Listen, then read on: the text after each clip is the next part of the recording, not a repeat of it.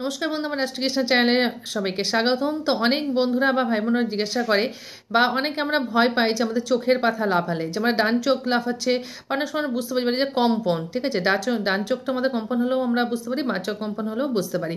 এবং আমরা ভয় পাই যে চোখ লাফালে মনে কোনো ক্ষতি বা কী হয়, তো সেই জিনিসটা আজকে আমি তোমাদেরকে ক্লিয়ার করে দিচ্ছি। দেখো, যদি তোমার ডান চোখ যদি লাফায়, ডান চোখের উপরে পাতা যদি লাফায়, তাহলে কিন্তু বন্ধু দর্শন। আর ডান চোখ যদি এমনি যদি লাফায়, তাহলে কিন্তু সেটা পীড়া। ঠিক আছে। আর যদি তোমার বাঁ চোখ যদি লাফায়, তাহলে কিন্তু তোমার ভয় আছে অর্থহানি বা কোনো রাজভয় বা কারোর সঙ্গে কোনো ঝামেলা ঝগড়া হতে পারে।